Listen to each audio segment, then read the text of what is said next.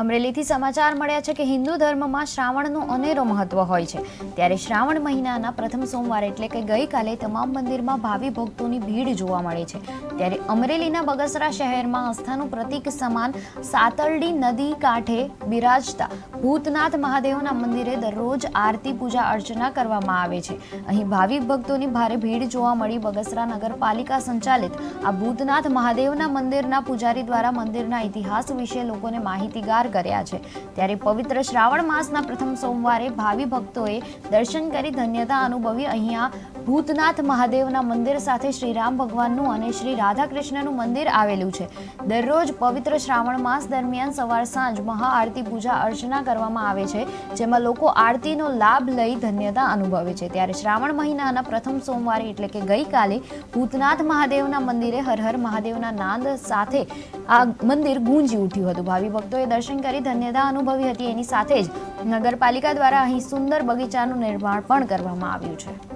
માણસો ખૂબ આવે છે અને બાળકોને રમતગમતના સાધનો પણ છે, એટલે આ બગસરાની તમામ જનતા આનો લાભ લે છે।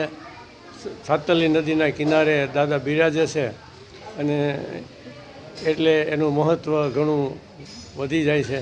અહીંયા હનુમાનજી મંદિર, વિષ્ણુ ભગવાનનું મંદિર છે, કાળભૈરવ દાદાનું મંદિર છે। બધાએ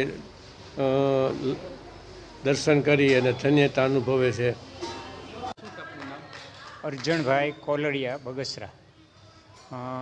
વર્ષોથી બગસરા ગામમાં શિક્ષક તરીકે નોકરી કરી અને ભૂતનાથ મહાદેવે દર શ્રાવણ મહિનાના 4 સોમવાર ફરજિયાત આવવા એવું નક્કી કરેલું।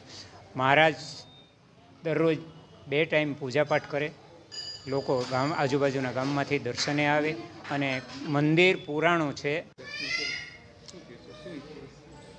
સર્વ ભક્તજનોને જય ભૂતનાથ, જય દ્વારકાધીશ।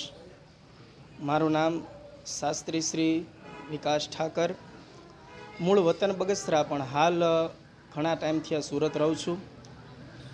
શ્રાવણ માસ અને પવિત્ર પ્રથમ સોમવારના દિવસે આજે સૌ બગસરા નિવાસી તેમજ આજુબાજુના ગામમાંથી ઘણા ભક્તજનો ભૂતનાથ મહાદેવના સાનિધ્યની અંદર માણસો ખૂબ આવે છે અને